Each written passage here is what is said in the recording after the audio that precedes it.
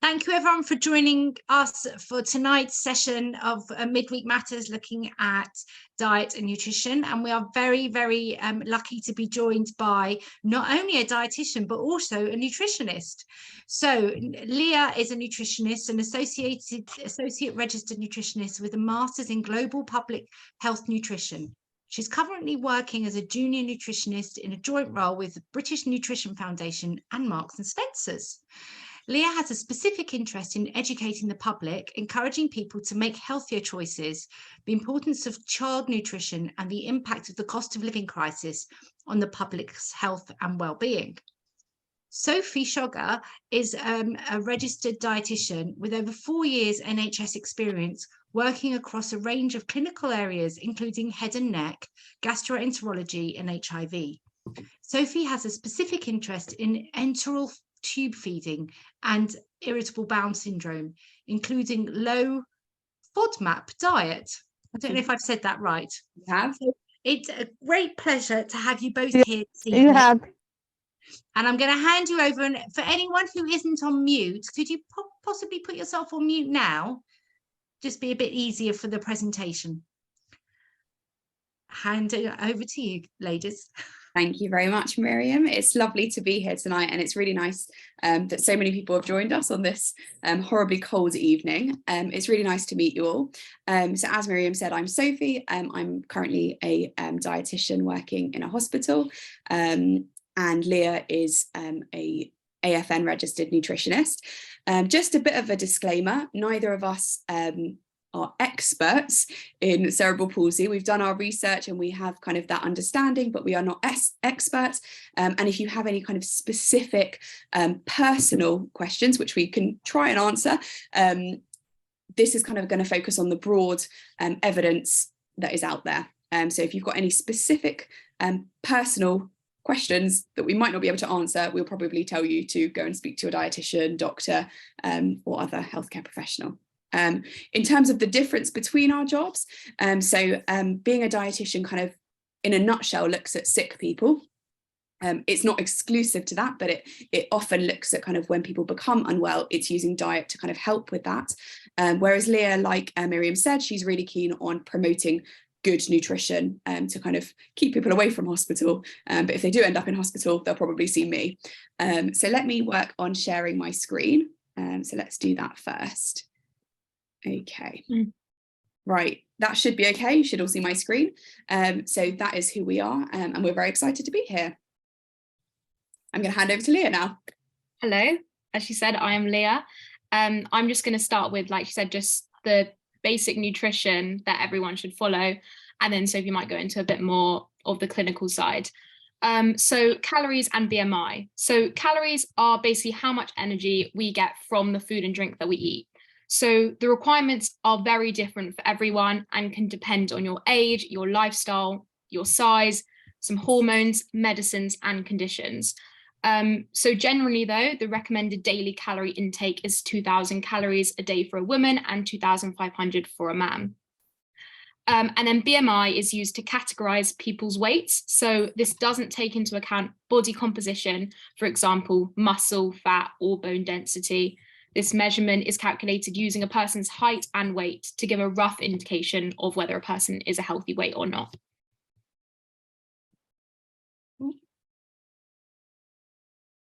So this is the very colourful Eat Well guide, which we're going to explore.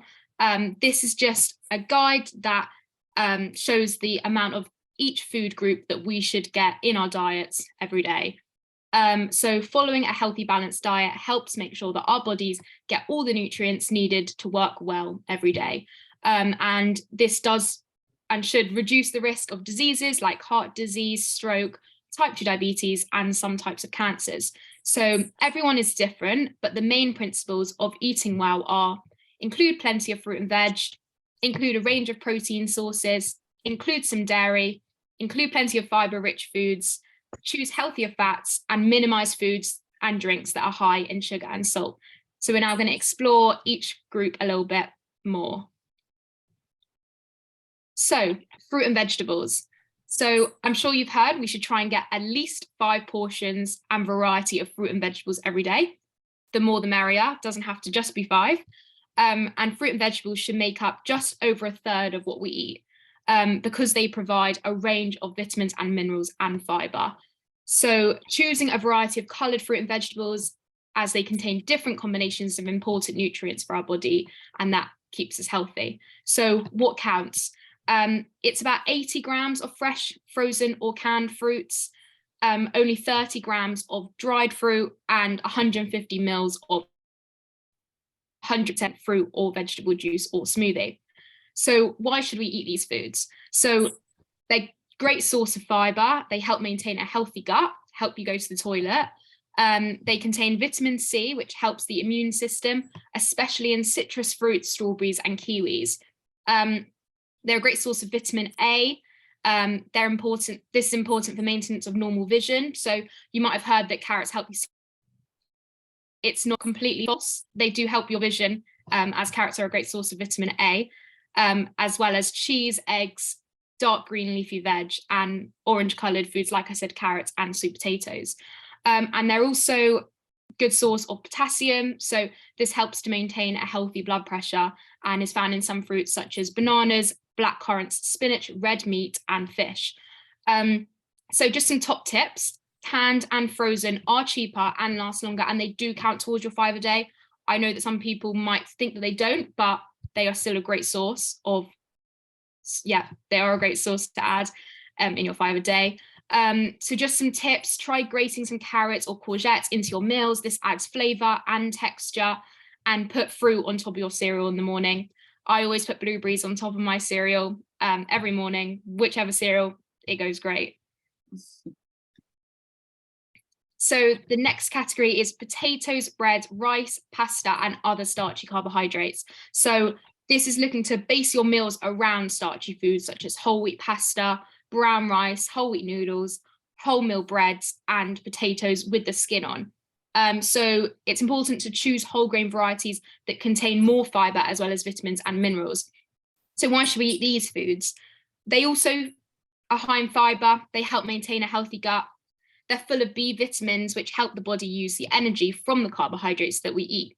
So vitamin B1 is found in bread, nuts, seeds, and meat. Vitamin B2 is found in milk, eggs, fortified breakfast cereals, and oily fish. And folate is needed for the formation of healthy red blood cells and is found in green leafy veg and beans. So what counts in this? Whole wheat varieties of pasta, noodles, couscous, grains such as brown rice, bulgur wheat, barley, rye, corn, oats, whole grain bread such as pita, sourdough, rolls, potatoes with the skin on, baked, boiled, or roasted, yams, cassava, and plantain. And a portion is about 2 to 3 tablespoons of pasta and rice, or 1 medium potato. So top tips here, look out for whole grain varieties. So my top tips is, if you don't love the taste of it, try a half and half to ease yourself into it, with either making it yourself, so having a bit of white pasta and a bit of brown pasta, or bread, like the example there, when they come as a half-half. Experiment with potatoes, so try keeping your skins on. It also saves a lot of time peeling. And try something like oven baked wedges with spices, or stuff those baked skins. It will also save on waste so that you don't have to throw those peels away. The next category is beans, pulses, fish, egg, meat, and other proteins. So these protein-rich sources are also good sources of vitamins and minerals. We are encouraged to eat more plant-based sources of protein. So these are your pulses, as these are low in fat and considered more sustainable. So why eat these foods? They're high in protein. So this is for growth and maintenance of normal bones and muscles. Some are full of iron, so in red meat, pulses, nuts, and seeds. And this is for normal function of red blood cells and transport oxygen around the body. They're also a good source of zinc. So this is for maintenance of normal skin, hair, nails, and vision, and they're found in meat, cheese, and shellfish. Vitamin B12 for healthy bones and muscles, and these are found in oily fish and eggs. They're also in fortified vegan sources, so like yeast extract. that's also normally fortified with vitamin B12, because sometimes when following a vegan diet, it's hard to get vitamin B12 as it's normally found in animal-based sources. And finally, omega-3, it helps to maintain normal and healthy heart function and is found in salmon and mackerel. So what counts? Pulses such as beans, lentils, peas, they're really important. There are plant-based sources that the government wants us to try and eat more of. Tofu, soya mince, meat, poultry such as beef, lamb, chicken, eggs, unsalted nuts and seeds or nut butters like peanut butter, and looking for 100% peanut butter rather than those ones with sugar or palm oil. And portion sizes look like beans is about 4 tablespoons, oily fish is about the palm of your hand, and cooked meat is like the shape of a deck of cards would be on your plate. So these pulses are low in fat and high in protein. As I said before, choosing nut butters without palm oil, salt or sugar, so just 100% peanut butter, and aim for at least 2 portions of fish a week and 1 which is oily. So that's your tuna, your salmon. Next is dairy and alternatives. So milk and dairy products are a good source of protein and contain a wide range of vitamins and minerals. So if choosing dairy alternatives, go for those fortified versions. So look at the back of pack, see your soy milk has fortification of calcium. That means that calcium has been added to it. And some maybe cheaper versions might not have that.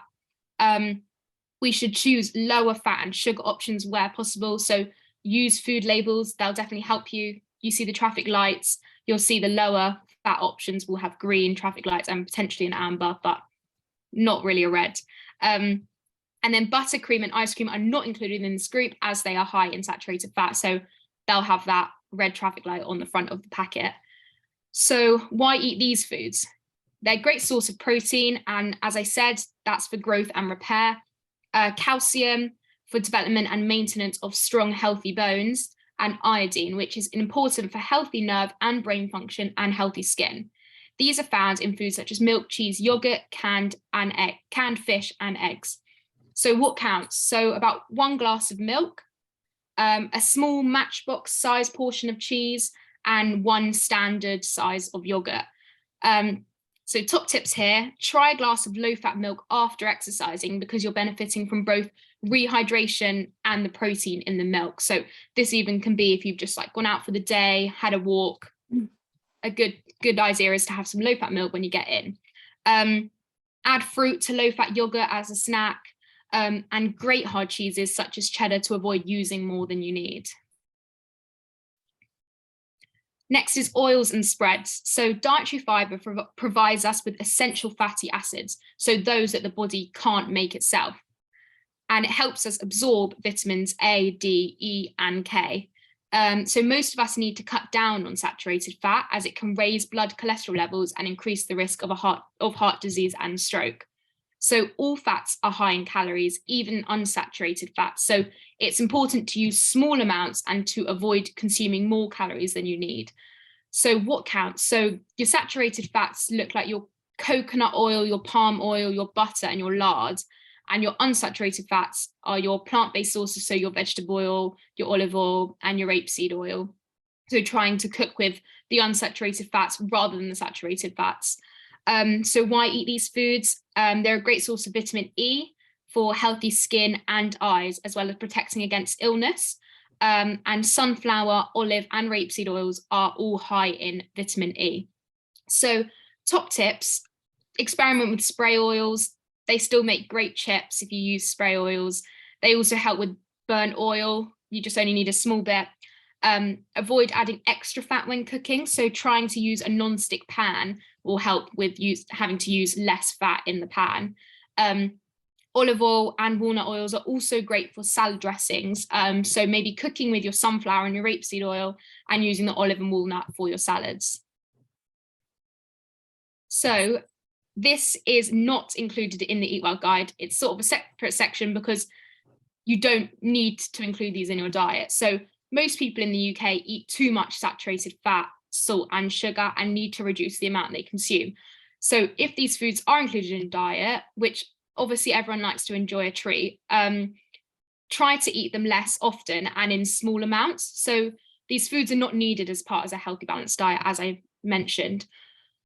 So just a bit of myth busting. Honey, agave and coconut sugar are often chosen as alternatives to white sugar in the belief that they are healthier. However, all of these contain free sugars and have the same number of calories as white sugar, and there is no evidence to suggest that one is better than the other. So if you do like to sweeten your porridge, for example, if you do prefer white sugar, don't feel like you need to use honey because it's healthier, because there is no evidence to prove that it is. And if looking for snacks to keep you going in the day, try some healthier versions of snacks. So looking for labels such as less than 100 calories per portion, reduced fat or no added sugar. So there's just some examples of things to look out for on packets.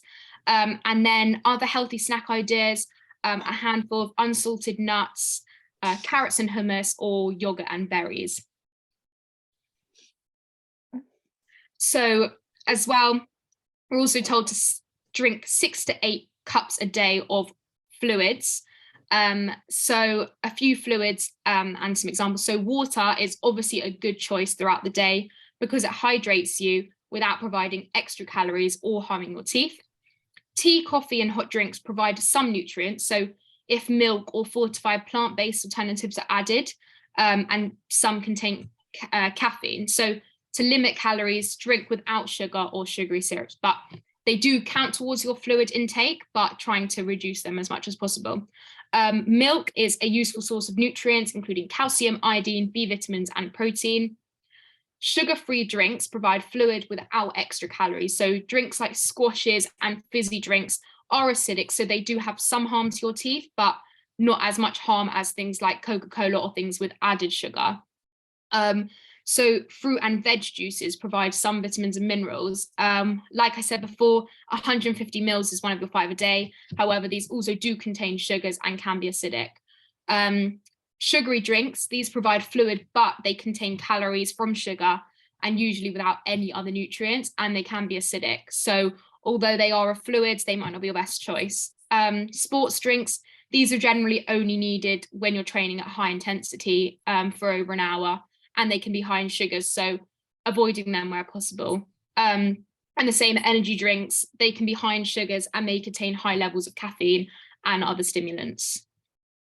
So water is definitely your best option there. And now looking at bone health a bit, so looking at vitamin D and calcium. So vitamin D, from late March to early April to the end of September, the majority of people should be able to make all the vitamin D they need from sunlight on your skin. If you go outside for 10 minutes and you have your arms out, you should be getting your vitamin D in the summer. But during autumn and winter, you need to get vitamin D from your diet because the sun is not strong enough for the body to make vitamin D. So everyone should consider taking a daily supplement. I've actually got some next to me. So just come in like this. In most supermarkets, they sell it. And they're containing about 10 micrograms of vitamin D during the autumn and winter. Just take one of them every day and you'll be fine for the winter. And calcium, adults aged 19 to 64 need 700 milligrams of calcium a day. You should be able to get all the calcium you need from your daily diet. And the body needs vitamin D to absorb calcium. So making sure to have enough of both is important for bone, heart, and muscle health. So any take homes today is get yourself some vitamin D tablets and take them throughout the winter. And some products are fortified with vitamin D, which means vitamin D has been added to the product. So some breakfast cereals or breads will say that they have vitamin D in them as well.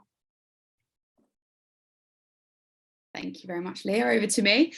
So like I said, we kind of look at some of the consequences of certain conditions. And unfortunately, when you have cerebral palsy, there are certain kind of related consequences. So some of these might be things that you've experienced, things like constipation. So sometimes when we're less able to mobilize, that can cause constipation. The other thing, like Leah mentioned, is making sure you're having plenty of fluid as well. So fluid. Sophie, sorry to interrupt. It's just that we've just taken in quite a lot of information, and there's a couple of questions, and I just just thought that maybe while the questions are fresh in people's heads about that, before we move on, we could ask a couple of questions. Is that all right? Does that work? Sounds good. Yeah. Sorry. No, I that's just all right. noticed a couple in the chat. Yeah. Becky, did you want to ask your question?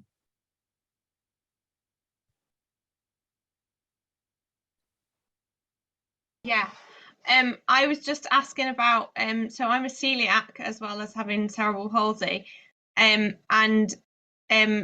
generally speaking, I'm doing quite well diet-wise, but gluten-free flour isn't fortified with folate or various other things, and the folate area seems to be one that I'm still having particular trouble with. I've managed to sort out my ferritin, but what else is high in folate? Because I've been on the green veg, but apparently that's not enough.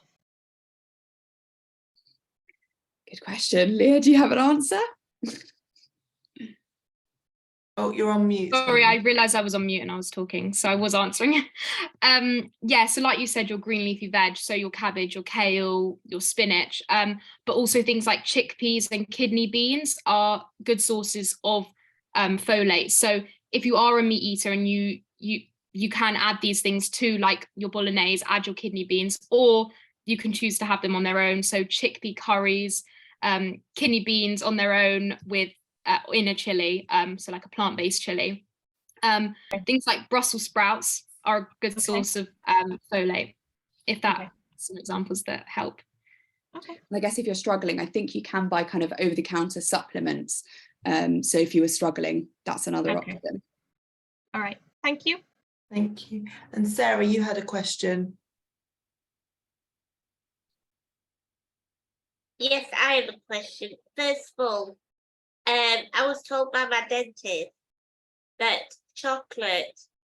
orange is really bad for your teeth, like pure orange, because it clings to your teeth, whereas chocolate melts away.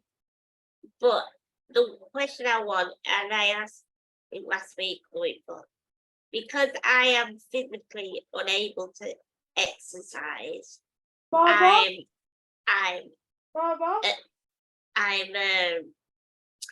unable to exercise and I'm unable to move about. So what should I have? Because we always say exercise. But if you can't exercise and you're very limited in movement, which I am, what do you suggest? Should I eat smaller portions? Or because it's like I eat granola in the morning, yogurt, blueberries, fruit, or I have a piece of raisin toast marmalade, only one slice. Then I have crackers and cheese and stuff, and cucumber or whatever, and then I'll have a small meal. But because it's toast fattening, is it fattening with marmalade? If it's raisin toast, that's it. I think, like you mentioned, often it does come down to portion sizes. So like Leah mentioned, with things like our carbohydrates, things like our bread, rice, potatoes, pasta, I know I'm very guilty of it. When I make something like pasta, I'm pouring the whole bowl. In terms of if you wanted to encourage weight loss, I don't know whether that's something that you need, because obviously we've not had that chat about what your weight is and all of that. If you were wanting to lose weight, what we talk about is the T-shaped plate. So if you imagine your plate being a circle, if you write the letter T in the middle of it, half of our plate should be vegetables or salad, a quarter should be our protein, so our meat, fish, eggs as alternatives, and then the other quarter should be our carbohydrates. So with me filling up on my pasta, really 1/4 of my plate only should be that carbohydrate. And when you ask about toast, it's the portion size, and it's how much butter, or was it marmalade you said? It's how much. Yeah, I only have marmalade. The only time I ever have butter is when I have a baked sandwich or when I have eggs, boiled eggs with soldiers. That's when I have butter. But I never really have butter.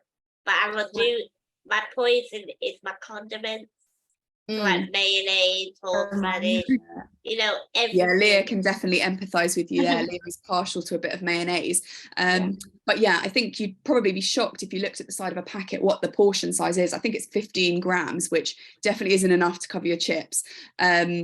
so I guess it's just about being careful with it, really. And obviously you can buy the low sodium varieties or low salt varieties or low fat mayonnaise, that kind of thing as well. I guess it's kind of about balance, isn't it? Unfortunately, that's kind of the main thing. Is artificial sweetener like saturated? You know, when you get diet stuff, they say, oh, they take the sugar and the fat away, but then they put aspartame or artificial sweeteners so with to things like replace the sugar and that. I think, is that really good for you? I think a lot of the time with things like yogurts, for example, I think of that as a good example. A lot of the time where they call it low sugar, they'll add in a load of fat because they've got to give it the taste sometime, you know, somehow. So what I would suggest is looking for light or diet, and like Leah said, looking at those traffic light labels. Those can be really useful, and the British Heart Foundation actually have loads of resources about reading traffic light labels, and kind of more specific advice on weight loss and cholesterol and things. So there's loads out there, and the NHS website as well. I guess it's also about being a bit careful where you look at things, because there's a lot of misleading information out there, but the NHS is always a good starting point. Okay, Yeah, and with thank the you. artificial sweeteners, there's like plant-based sweetness. So like stevia is said to be better for you than like aspartame and acesulfame and things like that. So I think more companies are trying to move to plant-based sweeteners.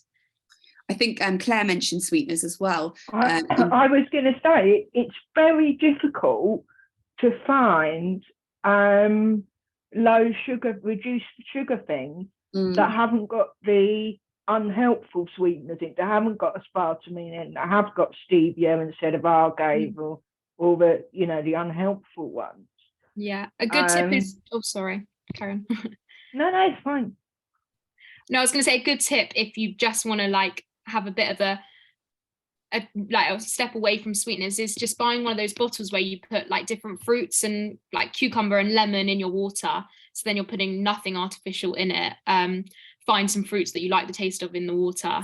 And you mentioned the bladder issue. I've not come across that so much, but I find that a lot of my patients report that those artificial sweeteners can have a laxative effect, so they can make you go to the toilet quite a lot. So in those kind of diabetic products and things like that, those can cause the opposite to constipation. Yeah, I was going to say, because I mean, I've got relatives, and there are some people in our group that have bladder issues, and they're always told to avoid you know, the sweetness and things, because it can contribute to that. But like you say, it kind of basically depends what you're trying to do, doesn't it? It depends whether you're trying to lose weight or you're trying to tone up, or what you need to different things, because like you say, a lot of the low sugar have fat instead. So if you're trying to lose weight, then low sugar isn't necessarily better. So I do find it quite, even though I also have a sort of, because I did sports science at college, so even though I kind of have a decent general knowledge, I do get a bit kind of daunted in terms of trying to work out the best combination. And I think the key that I take away from all of this is kind of cooking from scratch where possible, and that's not to say that you have to have those cooking abilities. You know, it can be quite simple. There are lots of ready meals and things available as well that are kind of healthy alternatives as well. So if cooking is not your forte, then that's I was going to say, again, that's something in this group, you know, obviously the nature of our disability, a lot of us do struggle with cooking from scratch. And I know there's things like batch cooking, but like you say, it does help, but microwave meals have got healthier than they used to be. That does help, but yeah, I mean, I'm terrible at the snacking. I struggle to just have a portion and not a whole lot, you know, but that's another story, so I won't go into that. But yeah, so yeah, you know, I'm sat here with a tube of Pringles at the moment, which is ironic. Too much information, Claire. Thanks, Claire. Yeah, It's fine. I've just finished my Diet Coke. I'm still on it. Yeah. Ruth Ann's got a question as well. If you want to come in, Ruth Ann.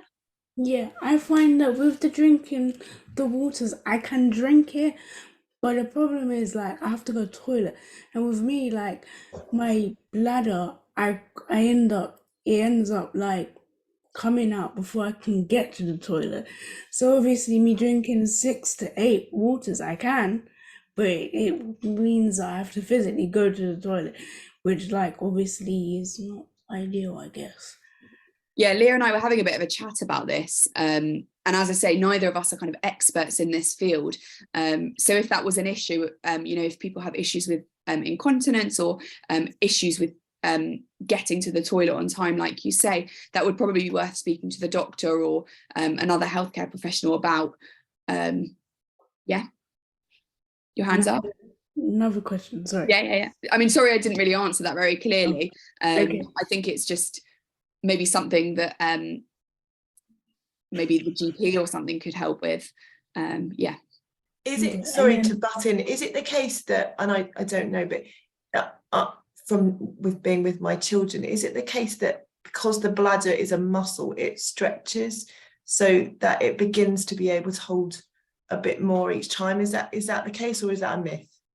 Possibly. I mean, they say that when you're pregnant and things, that your pelvic floor and things like that. Obviously, I'm not in any way an expert at this. But I just wonder, the bladder being a muscle, my experience of trying to drink more water and not wanting to get up 100 minutes is that if you do it slowly, then you begin to be able to tolerate a little bit more. And that might help, Ruthann, not trying to do it all in one go, but doing it gradually over a period of time. Don't know, just a thought, sorry. Yeah, no, I think I would concur, because I think that the bladder being a soft muscle, but then when you're actually physically moving, you're trying to do, from a physio point of view, you're trying to, and you need the toilet, you're holding onto your pelvic floor to stop yourself having any accidents, but you're also having to physically move your body, which can be quite effortful sometimes, and therefore the body might just not be able to sustain that as much. So taking Emma's idea, I suppose, building up the tolerance and how your body deals with it as you slowly increase your water, rather than just chugging half a litre 4 times a day to hit your quota, I think might be a better way forward from a physio point of view. Okay, thank you. I'm just aware Callum's got his hand on, and I do want us to go on with the talk, but I just also wanted to see if Callum, you wanted to come in with your question. Yes. Two questions, if I could be really quick. One is because we've just been talking about bladder and drinking a lot of water and things like that. Is it better to really kind of be chugging down 2 litres of water, or kind of what's recommended from various sources, or just to listen to your own body about when am I thirsty? That's the one question. I think that's a good point. Obviously, if you feel thirsty, you probably do need more water. I did once hear that the colour of your urine is actually a myth. So I was going to say, have a look at the colour of your urine, and if it's very pale, it means you're quite well hydrated. But I did hear that's a bit of a myth, so I'm not entirely sure about that one. And I think that feeling of thirst as we get a bit older, it does kind of deteriorate a little bit. But you're right. I guess if you feel thirsty, have a drink. As you say, not kind of chugging 2 litres if you just don't feel thirsty. Yeah. And the other was about kind of food preparation from scratch, and I'm very lucky in this regard because I can do things like cutting and things like that. But you see it all the time now, meal prep services and portion control prep services. I won't name the companies, but they're all over the tube. They're all over kind of the web. We've prepped the right serving size, it's all pre-chopped, or the ingredients are half prepared. Are those services actually worth it, or as healthy as they kind of claim to be, or is it better to just do it yourself? Obviously it depends on money and resource, but yeah, I think sorry. No, I actually had this question at work the other day. We were using like ready prepared like chopped onions, and someone asked the same question of, are they the same in nutrient value? And yes, they're cut from source. So unless they've got those added salts and sugars in them, so if you're buying like carrots in a tin, look at added salt or sugar. But with frozen and tinned and ready chopped, they should be completely from source, so they should contain all those nutrients. And some, if those carrots have been in your fridge for like a week, all the nutrients are in that tin, rather than if they've been sitting there for a week and the nutrients have sort of leached out of them. And sorry, I was actually kind of more referring to kind of when you kind of, they say, oh, we have 200 meals, select 20, we'll post them to you over the course of the month. I'll name one company, I don't want to name the country, but like HelloFresh and things like that. I think, like you say, they still require the kind of ability to cook. Obviously, they give you the instructions and they give you like the herbs and spices and things. Obviously, they do still require the dexterity, so being able to move your hands and things, or to be able to mobilize to the kitchen, things like that. You can also buy, a lot of companies will deliver ready-made meals, and when I speak about dysphagia as well, that's something that, or swallowing difficulties, that's something that's really, really useful if people have swallowing difficulties, those kind of meals on wheels type services. I know also I'm an absolute sucker for any gadget that makes cooking that bit easier. So I've just bought myself a soup maker, and it's fantastic. It does everything for me. So you can literally buy those ready chopped vegetables and put them in the soup maker, and it's great. So anything that makes cooking a bit easier, I'm an absolute sucker for. NutriBullet here. NutriBullet, wow. No, I don't have a NutriBullet. I've got a rice maker, a slow cooker, but I've not yet got a NutriBullet. So I'm very jealous. But yeah, anything that makes it a bit easier is always a good thing. And I just wanted to follow up with, just because we were talking about it, someone just asked, why is hydration so important? Yeah, I mean, it helps to control body temperature and definitely helps you go to the toilet, which you definitely need to do. And it helps as like a lubricant in your joints, drinking water as well. And also it keeps you hydrated. And we all know what it feels like to be dehydrated. So even if you think that you don't want to be in that state, that's why you drink water and fluids. They say about 70% of our body is water. So I guess that's another good reason. Fabulous. Tony, I am aware that you've got your hand up, but I might let them carry on, and we'll take you as your first next question, if that's all right with you. I hope you'll forgive me, but I will hand back to the girls now. I'm not sure whether it was Sophie or Leah, so it was me. Over to you. I will continue. So I was speaking about kind of some of those consequences of having a condition like cerebral palsy, and I think, as I say, constipation. So we were talking about hydration. So constipation is a big one. So making sure you're adequately hydrated is really important. And if that fear of needing to go to the toilet is what's stopping you from drinking, that might be causing kind of negative consequences for your bowels as well. I briefly touched on swallowing difficulties. So that's a big one that, you know, like you were saying, kind of with our muscles. So too, swallowing involves loads of muscles. And so having issues with swallowing is one of those unfortunate consequences. Things like reflux and vomiting can be an issue. Limited access to exercise. Like I think it was, I can't remember who mentioned it, but someone mentioned limited access to being able to move. Some of the side effects of medication. So particularly if you're on any kind of pain relief, that can in turn cause things like constipation.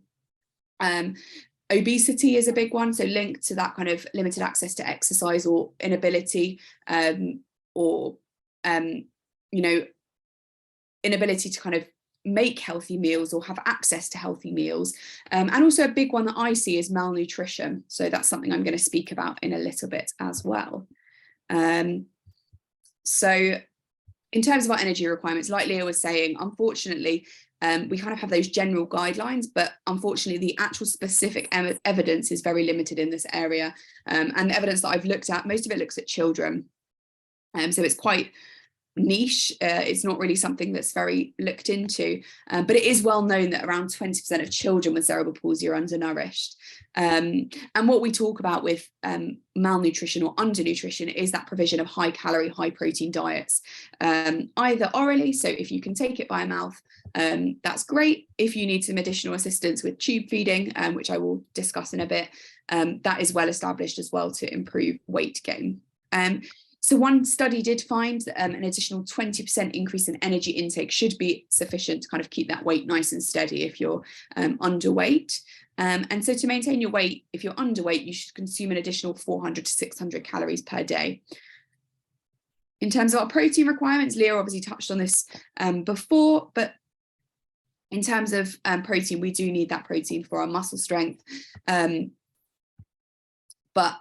as I say, these studies looked at healthy older adults, so it's not very specific. But I have found research to suggest that an intake of 2 grams per kilos per day is sufficient. So what you do is you just times your, you multiply your weight by 2, and that will give you a number, which would be your protein requirements. And Leah mentioned all those great sources of protein as well. So in terms of malnutrition, so people with cerebral palsy might be at risk of malnutrition or being undernourished. Obviously, you know, cerebral palsy affects those muscles, all of our muscles. So particularly those involved in chewing, swallowing and eating. And that might cause those gastrointestinal issues, like I mentioned, things like the nausea or vomiting, things like constipation. And we should make our food as nourishing as possible to ensure that we get that high calorie, high protein diet in quite a low volume. So we're not saying eat more, we're saying make what you are eating as nourishing as possible. So whether that's having your 3 small meals and 2 to 3 snacks or milky drinks in between, it might be having a pint of full cream milk every day, either as food, or you can make things like milkshakes or hot chocolates. And you should include a serving of protein rich food 2 to 3 times per day. And carbohydrates, so your bread, rice, potatoes, pasta, you should have at each meal. So it's a great source of energy and those calories that we do need. So my key tips, so if you are malnourished or you know someone who is malnourished, things like skimmed milk powder, so you can buy it, I think it's in like the kind of cooking, the baking aisle, you can buy that, and you basically add 2 to 4 tablespoons of skimmed milk powder into that full cream milk, and that adds calories and protein in there. We say, in contrast to what we were talking about for weight loss, we would say avoid diet, low fat or light products if you are underweight. And we say add additional fat or oil in cooking, using things like butter, margarine, or mayonnaise in your sandwiches. Adding things like additional sugar, syrup, honey, nut butters, chocolate spreads, etc. into your cereal or porridge. Adding things like cream, cheese, oil into your soups and sauces, and just including those snacks in between your meals. So things like yogurt, cheese and biscuits, or fruit loaf with spread. So nutritional supplements. So if you are underweight or losing weight, you might be prescribed some nutritional supplements. So we've got a variety on the side. They either come as ready-made drinks, or you can get them in powder form and you make those up with milk or with water. And there's quite a wide range available. So on the side, I've even got some thickened ones. So if you're on a texture modified diet, you can have the thickened drinks. They have soup versions, they have milkshake versions, and they've even now got vegan options. So the range is fantastic. So if you are concerned, speak with your dietitian or your doctor. So dysphagia, or that difficulty swallowing, is a common complication of cerebral palsy, and that can make it quite challenging to eat, and it can cause weight loss. So we know that pureed meals aren't as nourishing as the normal texture equivalent. And your speech and language therapist will assess your swallow and advise on the most appropriate texture of diet and fluid. And then you can work with your dietitian to advise on how to make that as nourishing as possible. So whether that's through supplements, or that might be through what we call food fortification, so making your food as nourishing as possible. And that photo is actually of one of those companies that do those texture modified meals that they deliver. So they really make it look fantastic, as opposed to that kind of brown slosh you used to get that was just a puree meal. So tube feeding. So sometimes if you have issues with feeding or with swallowing, you might require a tube feed. So that might be in the form of kind of a short-term tube, what we call nasogastric or nasojejunal tube feeding. So that goes through from your nose into the tummy, or a bit further down. Or you might have a more long-term tube placed if you need that longer term. But your dietitian would assess what you need and either provide all of your nutrition or maybe some of it through that tube. So I think that's everything. We've probably bombarded you with loads of information, but it was really lovely to talk to you today. And if you have any questions, comments, or tips, now's the time. So I've got a couple that have carried over from last, from, because what you might not know is that we had a speech therapist on at the beginning of the month talking about things. So one of the things that came up was about the length of time it was taking some people to eat their food, and the consequence of that in terms of how much energy that was taking versus how much they were actually able to take in. And the recommendation that she made was that a meal shouldn't take you any more than 20 minutes. And I know that for some it's taking longer than that. Do you have any tips or suggestions that would make something like that diet that you just showed on the screen more fortified, apart from adding to the things that you've said? Yeah, definitely. I mean, I think cooking with plenty of oil, with plenty of butter, is always a good start to get those calories in kind of early. And then, like I say, if you're having something like a soup or a sauce, adding a little bit of cream, a little bit of cheese, other things you can do, as I say, using things like nut butters, which are really high protein, high calorie, things like milky drinks. So if you're struggling to eat a meal, having something like a hot chocolate kind of after your meal, that kind of thing could be a way to get in plenty of calories, and using that full fat milk and adding skimmed milk powder is a really good idea. I'm just trying to think of other things. Leah, do you have any suggestions? No, I was just thinking, like you said, with having the smaller meals. So a smaller meal will obviously take you less time to eat it. So if you have more sporadic, like smaller meals throughout the day, rather than having like 3 bigger meals, it might just help with speeding up the eating. Thank you. And the other one is part of a question that I was asked, but part of something that I noticed. I wondered, we know that from the consultants that we talk to, that constipation is one of the biggest issues of pain for people with CP, even if they don't realise that that's what's causing the underlying issue. Are there specific foods? I know you talk fibre, but specific examples of ways that we can increase the amount of fibre, or any other things that we need to increase in our diets to help us with that? I think things like linseeds or flax seeds, adding that to things like your breakfast cereal, or if you're having a salad, those kind of things are really, really useful. We do recommend having plenty of water if you're going to have something like flax seeds, because those do bung you up otherwise. You've got different types of fibre, so having things like your fruit and vegetables, but also having things like your wholemeal bread, wholemeal rice, wholemeal pasta.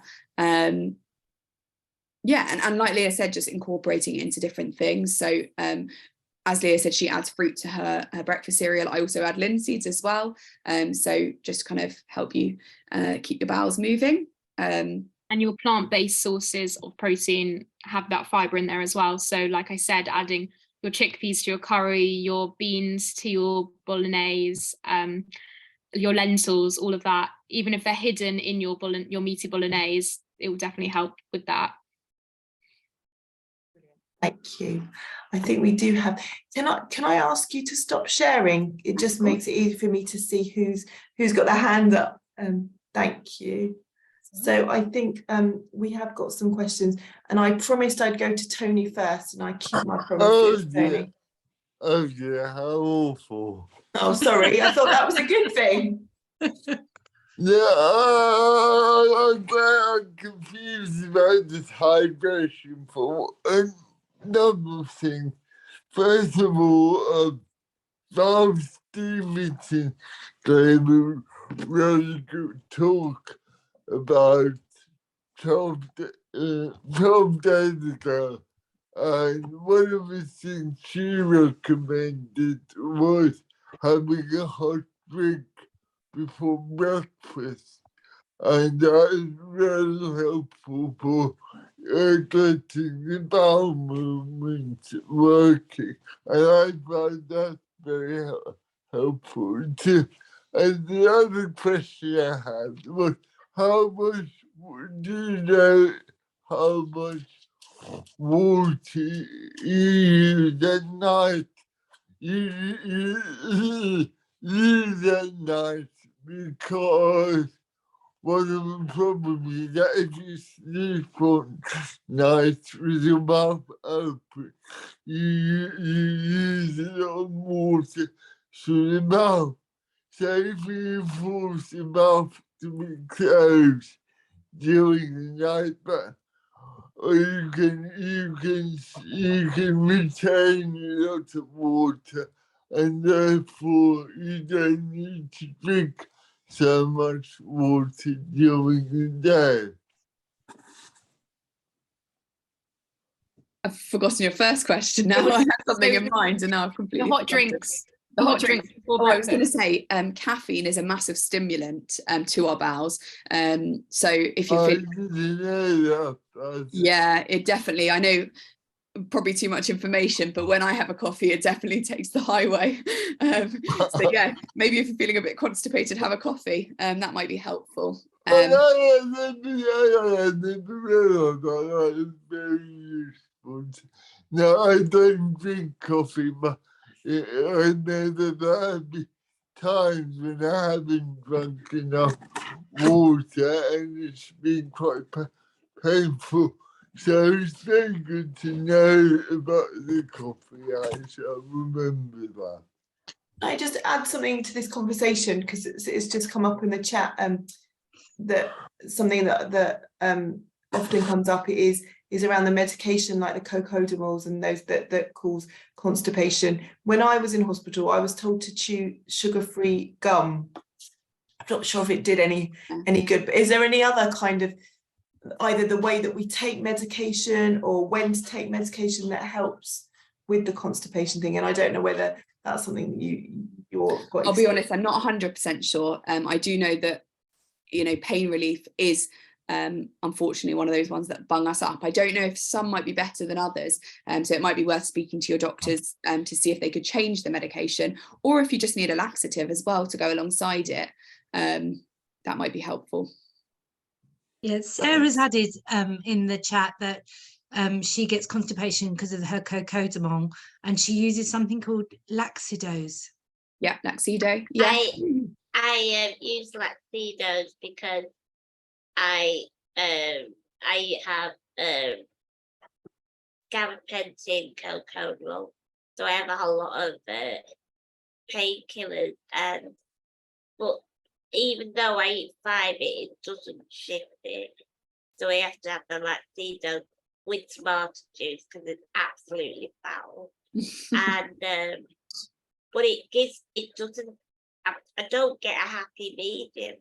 Yeah. It either comes too much, or if I don't take the Laxidos, it's like really hard constipation. So is there anything that I can have that's not extreme in both ways? I'll be honest, I don't know, unfortunately. I guess the other thing is that sometimes when we're quite constipated and then we do kind of open that gate, it then suddenly becomes a bit more like diarrhea. So that is kind of something we know that happens. And the same when you're feeling quite constipated, you often feel quite sick, and you might not want to eat as well. Yeah, I don't know, I'll be honest, there's loads of laxatives out there, so it's definitely worth speaking to your doctor about whether there's an alternative one that you could try. Yeah. And Tony, your question was about water and at night, and was it how much water you should be drinking in the morning to make up for what you're losing at night? It was the fact that if you use a lot of water, you get very dehydrated during the night if you're breathing through the mouth. So if you don't breathe through the mouth, you're retaining a lot of water, and therefore your water intake, your water needs should go down if you have a way of keeping your mouth closed while you're asleep. So do you think that you need to alter your water intake? That I guess that's the question is depending on how you sleep, does that, or do we go with the the 2 litres of water. What I wondering about how much water you use a night by through mouth breathing. It's not something I know about. I'll be honest, but I do imagine if you are sleeping with your mouth open, it can be quite dry. So I guess maybe taking a drink to bed with you. Other things count. No, but there's a basic problem there. That you're asking people to take it 2 litres of water a day or whatever it is. But if you're using a lot of that at night, then if you're able to counter that by keeping your mouth closed, then your daily water needs should go down. Yeah, but I think it's quite difficult to do that, Tony. Once you're asleep, you're unconscious. I think you're challenging your body to do rather a lot. I think it's based on how you feel in the morning, I guess, to whether you feel like you've mouth breathed too. I know that if I've had a cold, I'm often much thirstier when I wake up in the morning than if I don't have a cold. So I don't think there's any technical way of changing that. I might be wrong, but from a speech therapy perspective, that's what I'd say. And I was going to say there are kind of alternative ways to keep your mouth nice and moist. Obviously, good dental hygiene is really important. Also things like, sucking on sugar-free sweets, ice lollies, all those kind of things that are good, or, fruits like watermelons, things that are quite moist, are quite nice. Okay. I'm just interested that if you could keep your mouth closed at night, which for most people, not for all people, if you use mouth tape, so your mouth is shut, you don't get so dehydrated, and so you don't have the time that you don't have such water loss. And so I'm just interested to know what proportion of water is lost because of mouth breathing at night. So that was just my question, but don't worry about it. Can I add? Yeah. Can I add just change the area of discussion a little bit? There's been a few questions around the pros and cons of not only eating slowly, but also the time it takes you to eat. So I think it might be really useful to explore that. And obviously, having had the speech and language therapy, having a speech and language therapist with us tonight, and also the talk we had 2 weeks ago, we know that making sure that we give our muscles time to eat properly so that we can protect our airways is really important. But the pros and cons of eating slowly? Yeah, I mean, they say to eat slower if you want, because you seem to be get fuller quicker.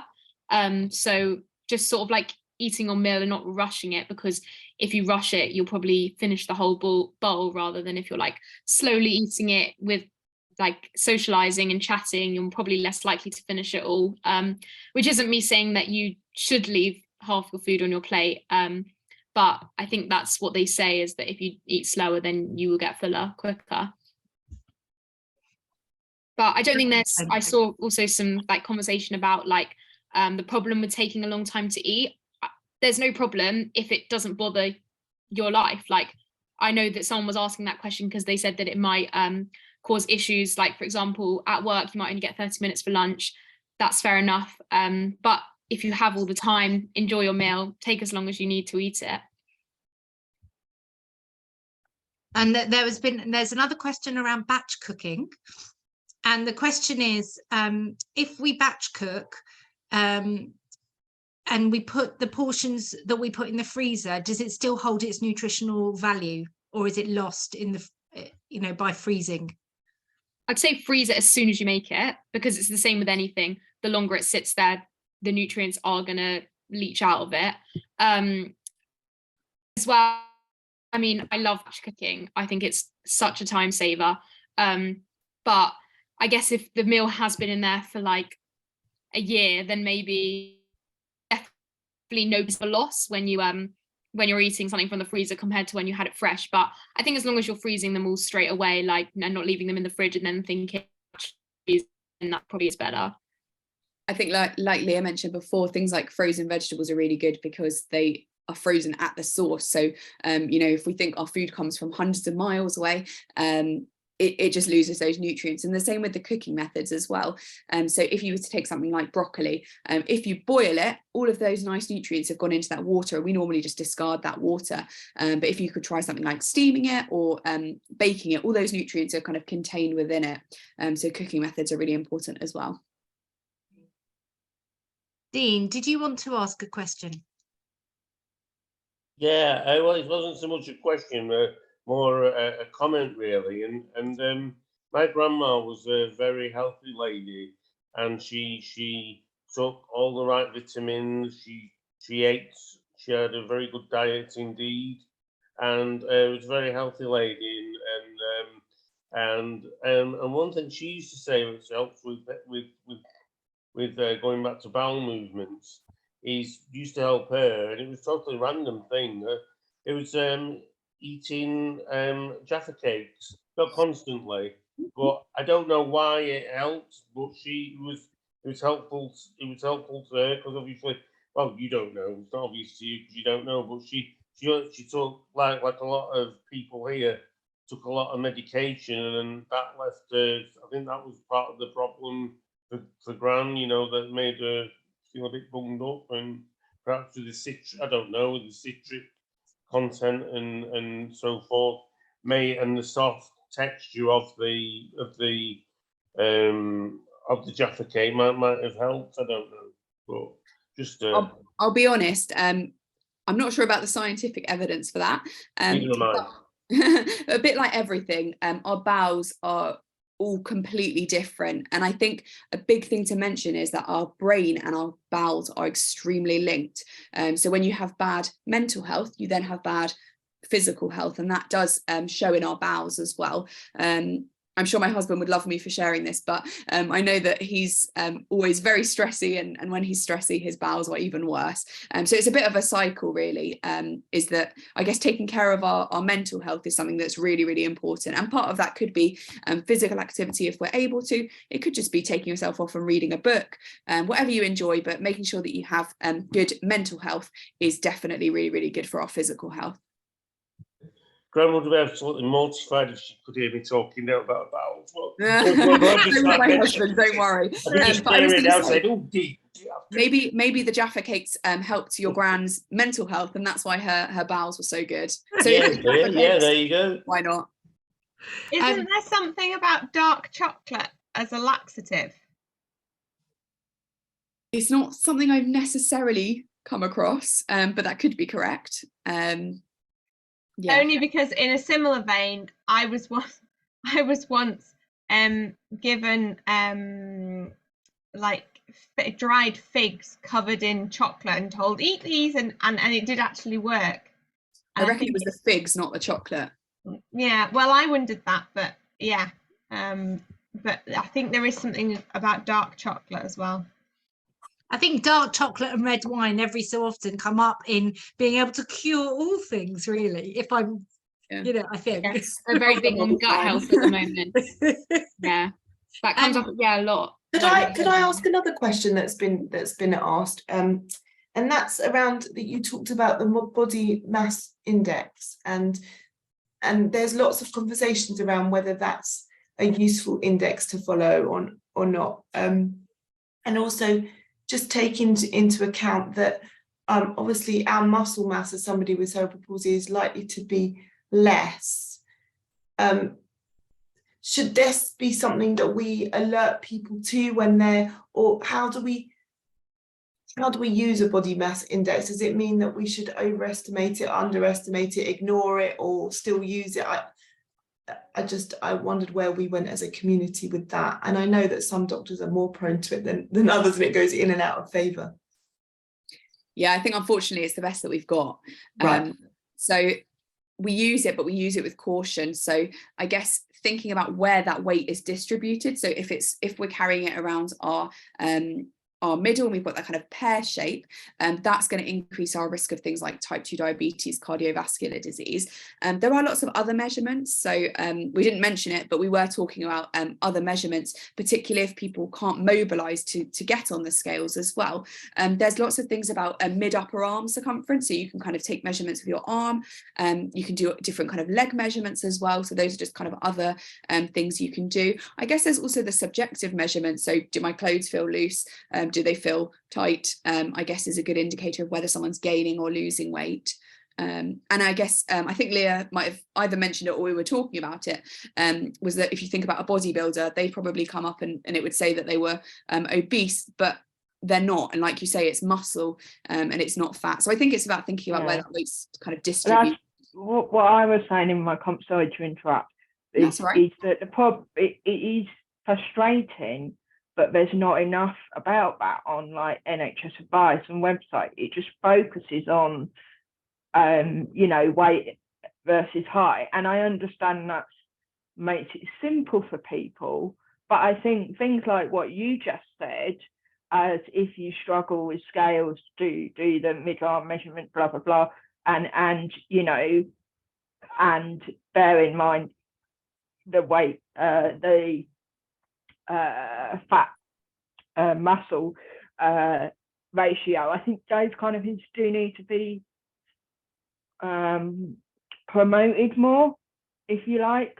And exactly as you said, I actually know some, we have a family friend who is the most like really active person, but because she's short, she was identified as obese, even though she was like one of the healthiest people her doctor knew. So yeah, our dad, we're sisters. Well. I don't know if anyone realised we're sisters, and our dad always says he's just a bit too short for his weight. So that's a good way of putting it, is that sometimes it doesn't really consider everything. Yes. Some tips I learned from uni, if you do like want to monitor your weight, is if you can't step on the scales or measure your height, is that from your fingers, if you have your arms out, that should be your height. So holding like a measurement like to there, that should be your height, and that your height shouldn't be, your waist circumference shouldn't be bigger than your height. So that measurement around your stomach should be, I haven't heard. So that should be smaller than that sort of measurement. The other thing I would add as well is not weighing yourself too often. So again, something we're probably all guilty of, but stepping on the scales all the time will not actually show you a very good indicator of what your weight is doing, and it's more likely to show you your hydration status. So if you have a drink or you haven't been to the toilet, you're probably going to weigh more. No, I do notice that well, for want of a better word, puff up as the day goes on. So I usually measure myself, but when I remember, the annoying thing is I tend to remember in the evening because I notice I've got fatter, but I prefer to measure myself in the morning because that's when I'll get the nicer measurement. As long as you're measuring yourself at the same time every time you measure yourself, it doesn't matter when. So obviously everyone likes to see it in the morning when you've just woken up and haven't eaten anything, but if that's the time you like doing it, do that every time you do weigh yourself. But if it happens in the evening, then the next time you weigh yourself, do it in the evening. Otherwise then you'll see that fluctuation.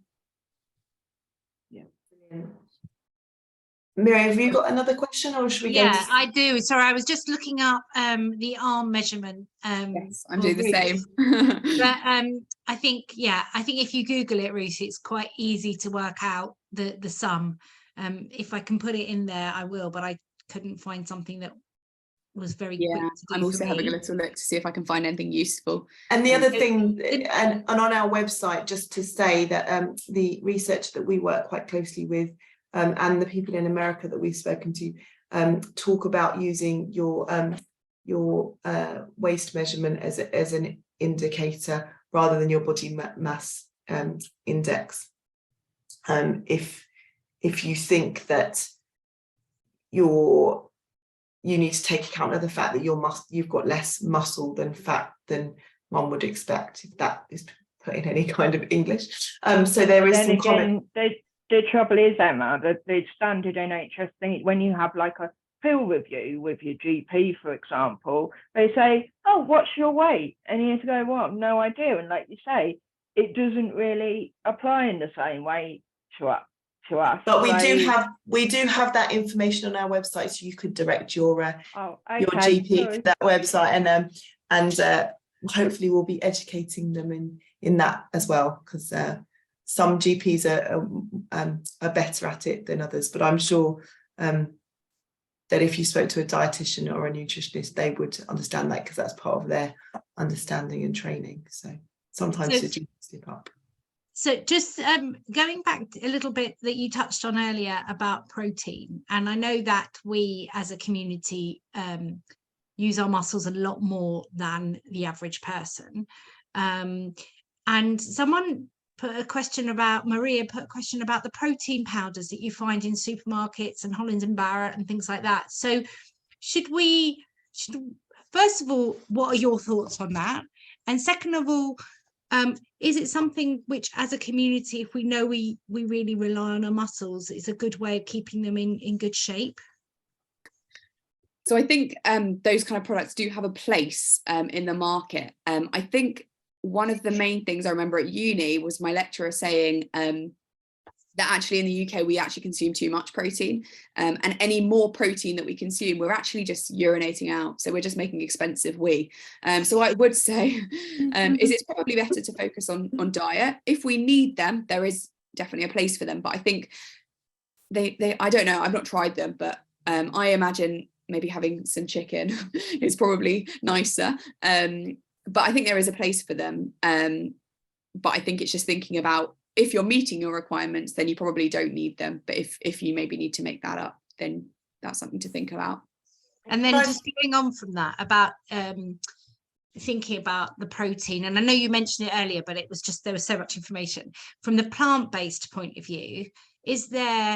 So obviously we've got the pulses and the soya products and all of the corn, etc., with the protein, but is there a thought that generally that a plant-based diet is better for us generally? Leah, I'll hand over to you. I wouldn't say better in the sense, because I wouldn't say one diet is ever better than the other. I think it depends what you eat, because a plant-based diet can be full of chips, pasta, meat-free burgers. So I think if you're eating healthily and using the Eat Well guide, like I said, for both diets, I would say that there isn't a difference. They do say to lower your meat consumption. I know that's in a like environmental sense, as well as like for like yourself and your health. So I'm not going to be here and like promote either diet, but I would say to reduce your meat, because they are your saturated fats, rather than those beans and pulses that don't contain much fat and still have those high protein. So I'm all for like a 50-50 of adding your beans. Like I think I've said it a few times now, adding your beans to your meat so that you get that sort of bit of both. And can I ask, in terms of protein, Miriam and I were at a fascinating lecture once, a physio conference, where the rehab consultant was talking to everyone about having protein-rich breakfasts as the best place to have them in your day, and that's where we weren't eating enough and obviously that was in a rehab hospital, but if you consider that you're constantly rehabbing, hopefully, and exercising and doing physio and all the things that we have to do, is that something that we need to be considering, or is that a bit of it doesn't matter where in the day that you have it? I wonder if you had any thoughts about it. Yeah, I guess it is your main source of energy. So if you want to start your day with energy, then have your eggs on toast. They'll give you that protein in the morning. Obviously, not everyone has time to make eggs and baked beans for breakfast, but things like breakfast toppers with seeds and nuts, they're adding your protein quickly. So I would say that protein is great in any meal of the day to give you that energy and all of the things that protein gives you. There's two more questions that maybe we can squeeze in before the end, if that's okay. There is another one from Sarah, and another one. Sarah, oh, I think Sarah's put her hand down, so we can go to Callum. Going to come in on the topic of plant-based diets, and I love meat. I could not do without it. I want to do my part for my body. I want to do my part for the planet. I also kind of know that I have different nutritional needs than someone who I might work with who says, "Oh, you should go vegan." No, I need the protein and I need the kind of nutrients from a balanced diet. And then I watched a TED talk about going part-time vegetarian 2 days a week. And kind of, I guess it all kind of boils down to in moderation. But if you can manage to, especially if you're concerned about the environment and the amount of kind of farm and meat does on the environment and things like that, you can say, I'm not a vegetarian, I'm not a vegan, but even if it's just 1 day a week you don't eat meat, then, or 2 days a week, that's almost a third of the week you're a vegetarian. Yeah, I think you've hit the nail on the head. It's all about moderation, isn't it? I'm a big fan of meat-free Mondays, so I try and just not make meat on a Monday, relying on other sources, so more kind of sustainable fish, things like that, are more sustainably sourced. It could just be taking a month out to be vegan. So Leah's doing Veganuary, so she has good experience of what it's like, and it's not to be underestimated. So it is difficult and it does require a lot of thinking. So I think if you're going to do it in the right way, that's absolutely fantastic. But I think it does take a lot of prep and a lot of thinking. So as you say, even if it's just 1 day a week you don't have meat, I think that's a really, really good step. Yeah, or moving like turkey burgers or chicken burgers rather than beef burgers are also less saturated fat. And Dean, you've got your hand up. Yeah, I was just going to say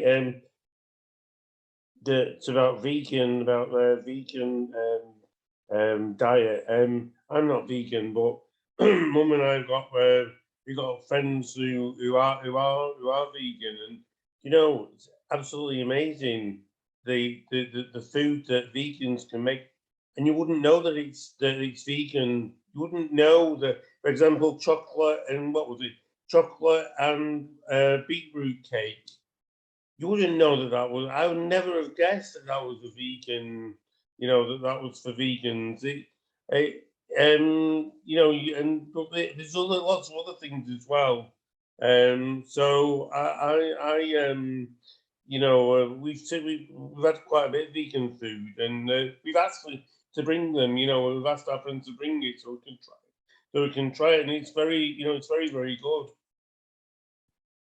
Glad you've had a really positive experience, Dean. Yes, thank you. And I think, like you say, and with any kind of dietary changes, so whether it's that you're gluten-free, whether it's that you're dairy-free, whatever it is, you only have to walk down the free for a mile, and there's just hundreds of products available at the moment. So definitely take time in your supermarket to have a look at what's available. Have any other questions, Miriam? Oh, you're on mute. Sorry, my cat was misbehaving here. I can't see any other questions at the moment.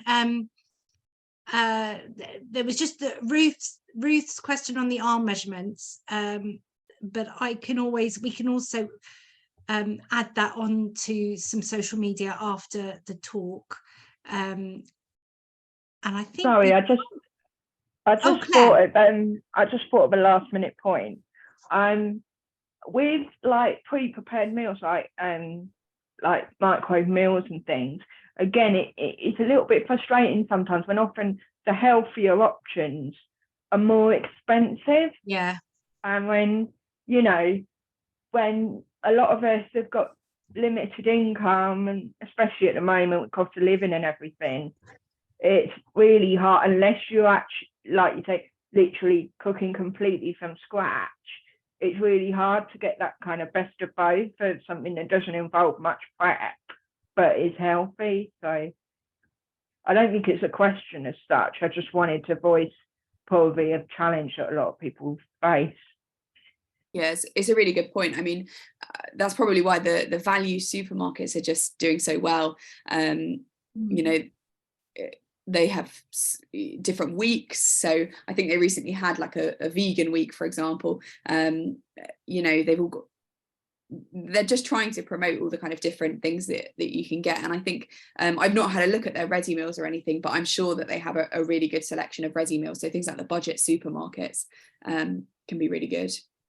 And I just wanted to reiterate something that you'd said around the pre-prepared vegetables and things like that. And I don't know whether this is a top tip or whether we should be doing it, but sometimes that's my compromise, like, because I find those things difficult. If I've got things that are part that helps me to cook from scratch, but they are prepared for me, that sort of enables me a little bit more. And what I have been doing is putting them in the freezer, because I was realizing that actually things were going off really quickly, and actually then it wasn't economy thing. Exactly the problem I have. I buy all the right things, and then but I've started putting them in the freezer. And what do you think about that? So I kind of the chopped onions or the chopped carrots, or I've started putting them in.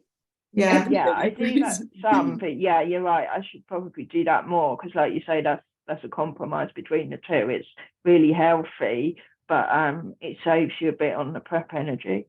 I think, like Leah mentioned as well, things like the tinned varieties. I think about half a tin of baked beans counts as one of your 5 a day. So it really doesn't have to be expensive. I think it just takes a lot of kind of thinking. The other thing to prevent kind of food waste as well is kind of shopping when you need it, if that's possible, you know, rather than doing one big week shop. Or, I mean, I find it helpful to have like a meal plan for the week. That helps me prevent food waste, or kind of shopping as and when I need it is helpful. Yeah, I know that's the sort of thing I should do, but I think a lot of people on this group know I'm not very good at planning. And yeah, no, you're right. If I planned it better, then yeah. Well, thank you, Claire. I think you've highlighted all the things that we all struggle with.